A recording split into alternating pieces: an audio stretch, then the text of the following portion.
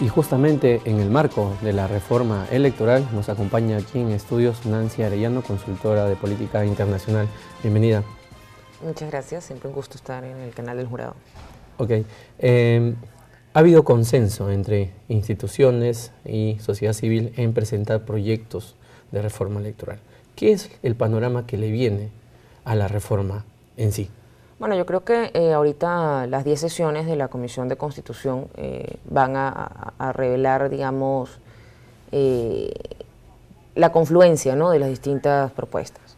Si bien es cierto, hay un temor por parte de la Comisión que elaboró el informe sobre la reforma electoral respecto a si va a ser tomado como un predictamen o va a ser tomado como un insumo, y se ha tomado la idea de que el hecho de que sea calificado como insumo es peyorativo, es despectivo para la labor de la comisión, que fue una labor, digamos, que logró hacer converger el pluralismo político, ya que hay distintas agrupaciones que presentaron sus propuestas y varias fueron incorporadas. No es menos cierto que se presta a confusión el hecho de que la Comisión de Constitución sea vista como un escalafón superior, cuando estamos hablando de que las comisiones en líneas generales tienen, según reglamento, distintas atribuciones, distintas especialidades, y están hechas para, o fueron creadas para efectivizar la labor legislativa. Las dos funciones básicas, ¿no?, el control político y la labor legislativa. En este caso, la Comisión de Reforma Electoral fue delegada para presentar un informe que permitiera echar adelante una ley que permita consolidar, digamos, el corpus normativo, que fue básicamente la propuesta que se hizo a través del Jurado Nacional de Elecciones con el Código Electoral, y por otro lado se incorporen pues algunas perspectivas que presentan distintos grupos de interés, como bien pueden ser partidos políticos a través de sus representantes, las asociaciones civiles, ONGs que elaboran en materia, ¿no?, y el Ejecutivo también presentó. Ahora, ¿qué pasa? El Ejecutivo presenta propuestas, pero al mismo tiempo presenta propuestas directamente a la Comisión de Constitución. Entonces, ahí hay una duplicidad que la verdad no es efectiva ni permite claridad al ciudadano. Si nosotros que estamos imbuidos en la materia, muchas veces nos sorprende encontrar directamente en la página del Congreso que hay propuestas que se solapan y que están viniendo por dos caminos o dos vías.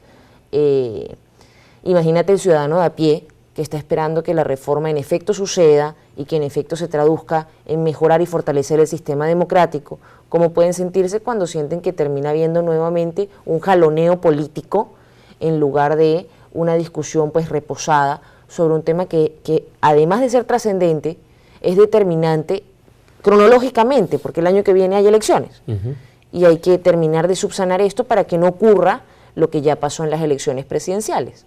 Hay propuestas inclusive que han sido presentadas en el Congreso fuera del grupo de la reforma electoral. Claro, directamente con Constitución, por ejemplo, alargar el periodo de alcaldes y gobernadores a 5 años en lugar de 4, el tema de la reelección ya está colocado. De hecho, la mayoría de estas han sido presentadas la semana pasada, tienen fecha 17, 18 de mayo, y están una tras otra, o sea, de hecho son verificables, y están presentadas directamente por el Ejecutivo, por la bancada de gobierno además, y llama poderosamente la atención, porque ¿qué pasa? Finalmente tiene que haber un orden para que la discusión pues realmente logre sacar lo mejor de los distintos actores.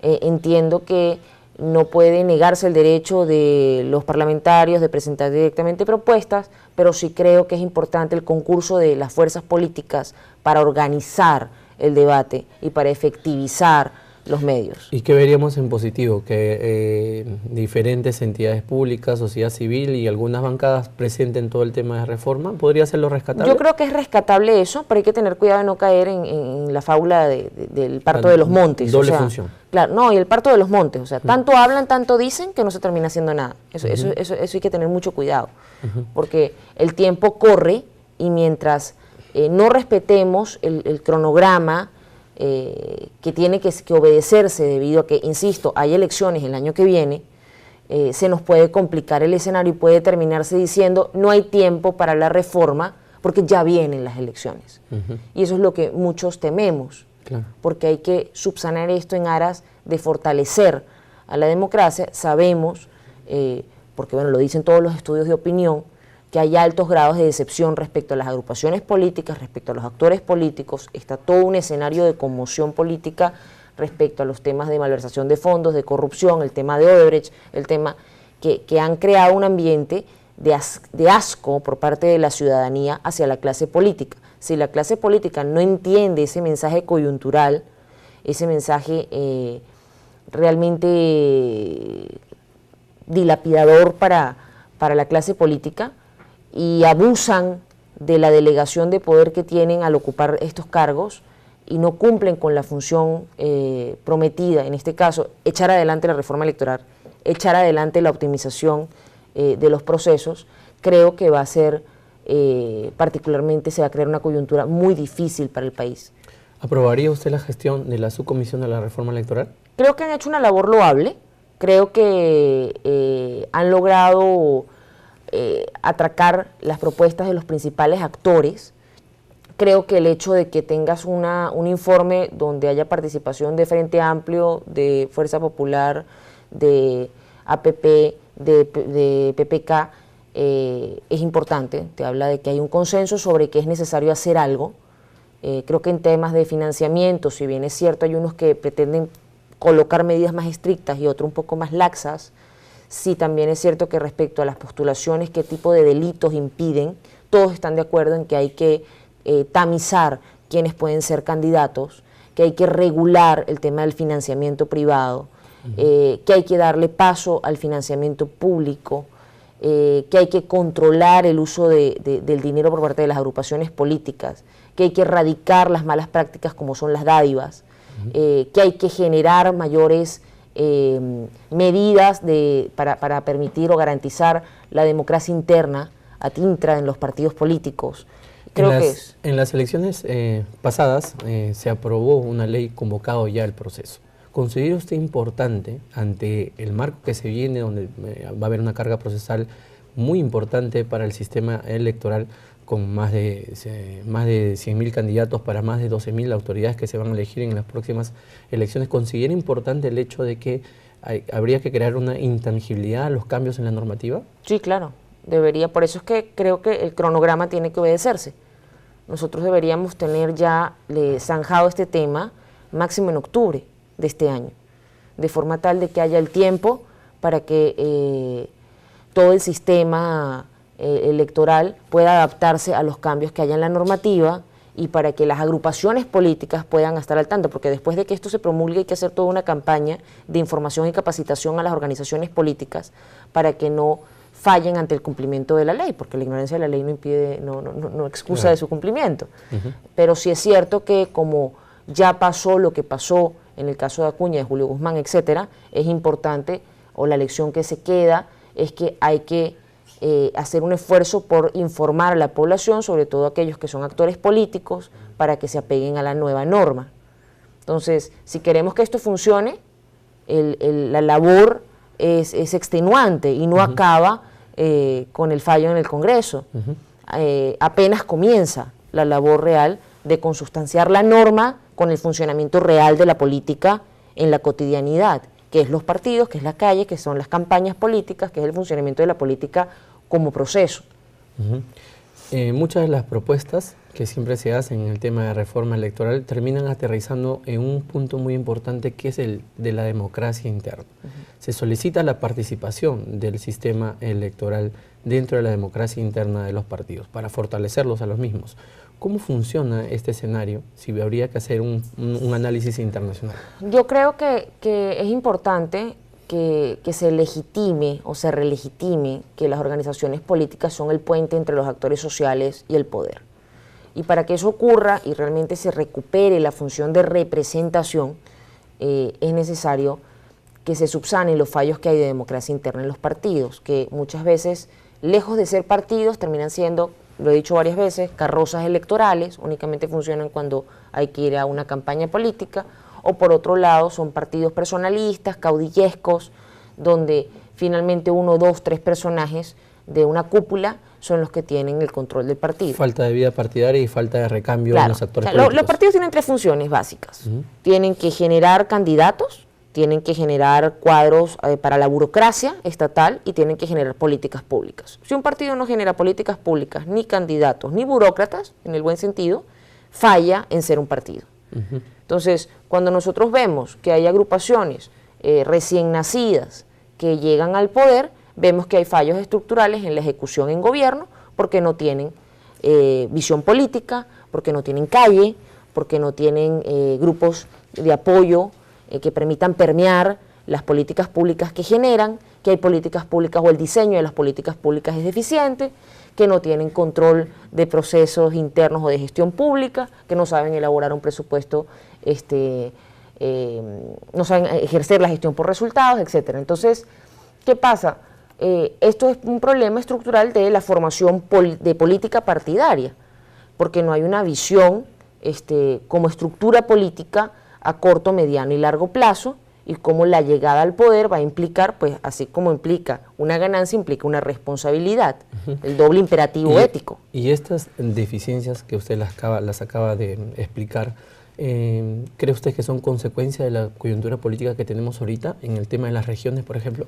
Mira, yo creo particularmente que hay un tema que no solo atañe al Perú, sino a toda Latinoamérica, que es el paso pues de los partidos de masa a los partidos clientelares. Es decir, los partidos de masa, si bien tuvieron mucho éxito en el siglo XX, no supieron adecuarse a sus tiempos y no lograron mantener sus estructuras en estas 3 funciones de las que comentaba, sino que se convirtieron en partidos clientelares. Fueron desarrollando una serie de grupos que se vuelven dependientes, parasitarios de la política, y que luego se han dedicado a ser negociados con el erario público.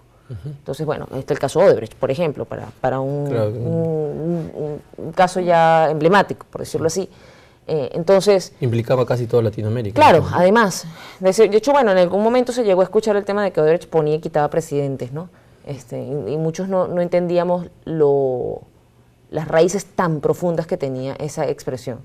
Ahora bien, creo que esas circunstancias de agrupaciones nuevas, etcétera, es una consecuencia directa de ¿qué? De la decepción que hay por el clientelismo político. Hay nuevas agrupaciones que pretenden llegar al poder, pero pretenden llegar de forma súbita, y la población les vota porque no son los malos de siempre. Entonces, voy a votar por el menos peor. Entonces, ¿podríamos decir que la reforma electoral va a ayudar a fortalecer a los Tiene que ayudar, pero tiene que darse. Y tiene que darse comprendiendo que la reforma no se trata de un solo eje, sino que es hay que ver la panóptica, hay que entender la multidimensionalidad de la reforma electoral. Toda reforma electoral, a pesar de que se ha discutido si es necesaria la reforma electoral o que hay que ir a una reforma política, yo considero que toda reforma electoral es una reforma política, per se, porque al tú cambiar la forma de introducción de los actores al juego, estás cambiando el juego. Entonces, esperemos que sea para bien. Claro que sí. Doctora, no quisiera terminar la entrevista sin que, aprovechando la presencia que está usted y conocedora del panorama internacional, nos pueda explicar qué es lo que está sucediendo netamente en el país de Venezuela. Bueno, en Venezuela ahorita, bueno, ya creo que es de conocimiento público que hay fuertes afrentas entre adeptos al gobierno, al partido de gobierno y a la oposición, y que esta coyuntura pues se ha vuelto... van 8 semanas, por ejemplo, de protestas continuas en calle, y que además no se ha logrado establecer un diálogo, y que además el presidente Maduro decidió unilateralmente convocar a una constituyente, es decir, limpiar la mesa completamente. ¿Qué pasa? La sola convocatoria es inconstitucional. La Constitución establece ciertamente en el artículo 348 que el presidente o presidenta de la República podrá ejercer la iniciativa de convocatoria, así como la asamblea y distintos actores con un determinado porcentaje pueden ejercer, y los ciudadanos directamente con un número de firmas. Pero la iniciativa significa que ellos entregan al CNE, allá, claro, que no es el jurado, es el equivalente al jurado, y se hace una convocatoria referendo consultivo, y la población, el soberano en pleno, que es el único depositario del poder originario, es el que convoca Entonces se hace la consulta para ver si el soberano quiere convocar.